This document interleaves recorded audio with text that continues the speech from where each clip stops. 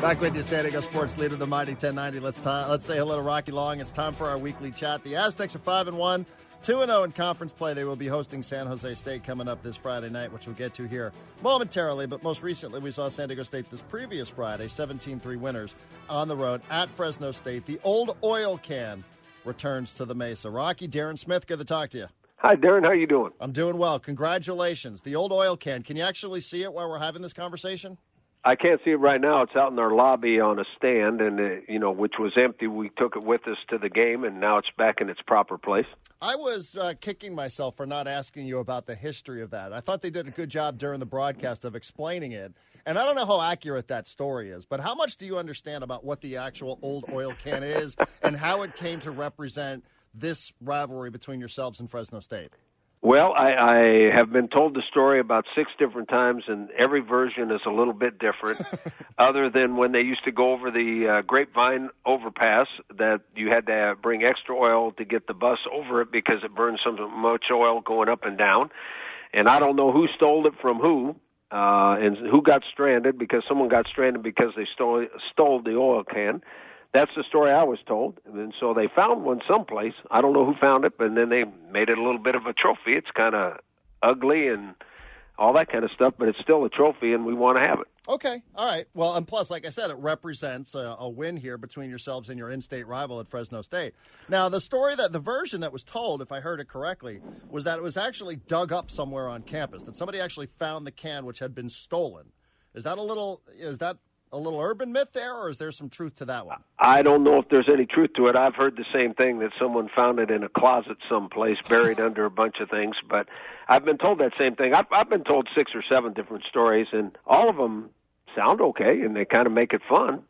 I agree with you. And just the idea, I hope everybody appreciates that you actually used to have to take oil cans with you on the road. That's how far back San Diego State and Fresno State go. That was like the 30s, right, Rocky? Something like that. I think the first game was 1923, and I think the score was 12-2. Okay, well, not that far off from what we saw on Friday night now, was it? Not too much, no. Rocky, how happy? Obviously, with the win, you're happy. 5-1 now, 2-0 in conference play. You know, I always thought kind of a tricky thing, Friday night, short week, travel in the division, et cetera. Your overall analysis of the way that you played on Friday night against Fresno State? I thought we played well. I thought we played well on defense and only gave up a couple big plays near the end of the game. Only gave up one sustained drive. I thought the offense, even though they were making it difficult by the way they were lined, I thought our offense ran the ball effectively. Used some play-action pass and threw it effectively. We didn't have any turnovers, and we caused some turnovers on them that put the momentum in our favor. The score indicates an old-time football game, and that's what it was. Both teams were trying to run the ball. Both teams were trying to run the clock, and both teams were trying to make a big play on defense. So I thought we played pretty well. San Diego State Aztec head coach Rocky Long joining us on the Mighty 1090. You talked about playing well. Again, it's kind of a throwback score there, 17-3. You rush the ball 61 times. You throw it, or at least Chapman throws it 12 times. You know, if I would have told you beforehand, was that about what you were expecting out of the quarterback, Rocky? 7 for 12 for 72 yards? Well, I think we tried to throw it more than that. He got sacked once or twice. He also scrambled for positive yards 3 or 4, maybe even 5 times, one for a first down. So we were trying to throw it around 20 times. And that's kind of normal for us. And if we'd have thrown it 20 times and still had 61 rushing attempts, that means we had a good day. We had the ball 81 snaps. So overall, you'd say you were happy with your quarterback's performance on Friday night? Yeah, I thought he played well. I mean, he didn't put the ball in harm's way by throwing it into tight coverage. Now, our receivers have to get better and get more wide open in those one-on-one situations so he does not get tackled or hit behind the line of scrimmage, or he doesn't have to scramble. But I thought he played well. All right, Rocky Long joining us on the Mighty 1090. Rocky, it's interesting. You know, this conversation came up last week for us. I just saw him talking about it on ESPN a little while ago about DJ Pumphrey, who goes for another 220 on the ground and a couple of touchdowns against Fresno State, about his placement on the all-time NCAA list. They were, I swear, just having this conversation on ESPN. You may have seen it. But right now, according to the NCAA, he is 8th on the all-time list. You know, there are 7 players, all name-brand type guys, 7 players ahead of him. I don't know how much time you've spent on this. You might not have spent a single second on this. But do you think he's got a shot at being the all-time? Would he Now, again, we can parse this language up here between the way the NCAA looks at it and the way some people will add it up. But do you think that he's got a shot here to be the NCAA's all-time leading rusher when his career's done? Well, first of all, I'm amazed where he is right now, and he's so far up on the list right now that everybody's having this discussion about, well, now they play more games, now they count bowl games, now they do this, now they do that, and these other guys that he's passing, they didn't have as many games to, but it's still a lot of fun to watch and be involved with something like that going on. Now, he's going to have the same kind of last 6 games that he had the first 6 games to have a shot at the top spot. But we know he's going to move up on that list, and I think he's going to be in the top 5 for sure. And if things really work well, maybe he could get that top spot. 1,000 yards over the next, we would look at it as you have 6 regular season games, potentially a conference championship game, potentially a bowl game. I'm sure this is making you cringe. Listen to me talk about these things that you haven't qualified for yet. But still, you give him 6 more games. If he just runs according to his average, it sounds like he's going to be right there, right neck and neck with Ron Dane and Ricky Williams at the top. Yeah, that's the way I think everybody sees it, and I think we're doing a nice job around here. We're living in the moment. We're all enjoying it, including him. But it's not the main topic of conversation. The main topic of conversation is trying to win a conference championship. Yep, and you have won 13 straight games in conference. Last thing I'll ask on this, I know this is the way the NCAA recognizes it. They don't include any postseason stuff for Dane or Ricky Williams or some of the other players on top. You take any issue with the way the NCAA does it? Have you not even thought about this, or do you like the way the NCAA keeps its record books? I haven't thought about it at all. Whoever keeps the statistics, they do it on their own. They do it their own way. I have no control over it, but we're having a good time enjoying watching him move up the list. Rocky Long joining us on the Mighty 1090. Rocky, your thoughts on, I checked out the AP Top 25 poll, the coaches poll when it came out this week. I wanted to see if you guys were starting to inch back closer. Again, you're probably focused more on San Jose State, but do you think that you have a chance to get back into either one of these polls here, just based on what you've seen, the reaction to the first loss and then the subsequent wins afterwards? I think it's going to be a long haul to get back in the top 25, and I think for us to get into the top 25, we're going to have to win our side, and we're going to have to win the conference championship. And if we win the conference championship, there's a chance we could move back there, but it's a long road ahead. Okay.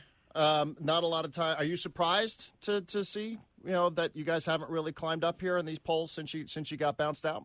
No, I was a little I surprised by it, I thought. I thought I was a little surprised by it. Well, I don't think I'm surprised by it because I think that they have, most of the voters have a pre-idea going into it on who's supposed to be there and who's not. And if you're supposed to be there, you're going to get back in there quicker. They're going to give you more votes. If you weren't supposed to be in there in the first place, they kind of forget you. Okay, fair enough. All right, Rocky, you talked a little bit about how your receivers, you'd like to see your receivers get a little bit more separation, perhaps get a little bit more open.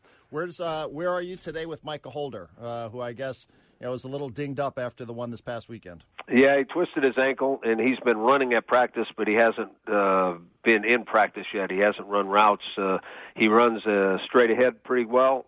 When he starts to cut, you can tell it's still a little sore and that he's not putting full weight on it yet. So, obviously we got a couple more days, and we're hoping he's going to be okay, but hopefully he's going to practice today. They think he might. Okay.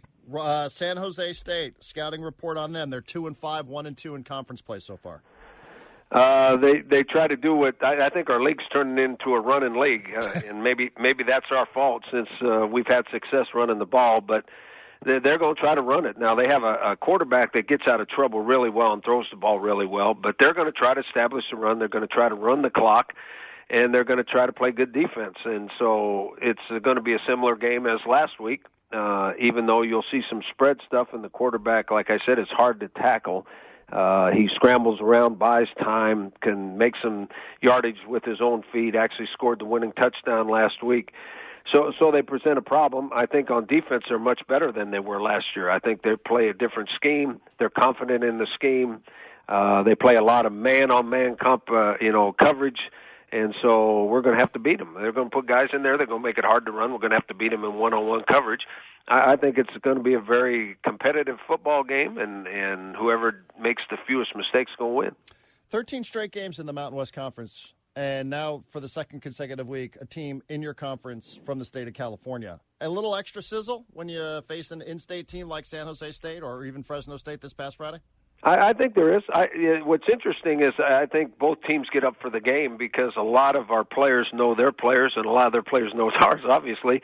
They competed with each other. Some of them were high school teammates, and they've played against each other in the past growing up. So I think there's always a little more incentive when you're playing basically local teams where you know one another so well, and I think that they will give us the best shot they got. Hey, Rocky, last thing, a little bit off topic for me, and I'm sure, you're focused on what you have right in front of you, but the Big 12 has decided not to expand. And it's only because San Diego State was once upon a time linked to potential expansion of that conference.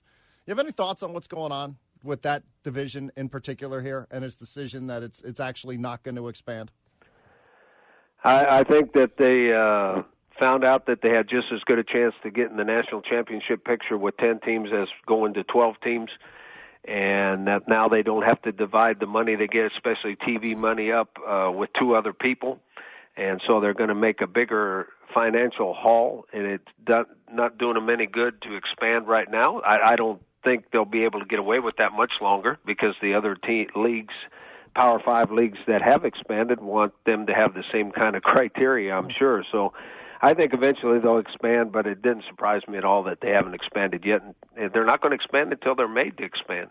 Oh, okay. So you don't buy that this was just a big smoke and mirror show from that conference here, and that all they were doing was wasting everybody's time, that rattle cages. No, I think they really thought about it, but I think they saw better revenue if they kept it the same. And it's going to be like that until the other Power 5 conferences make them do it in order to get in the playoff system.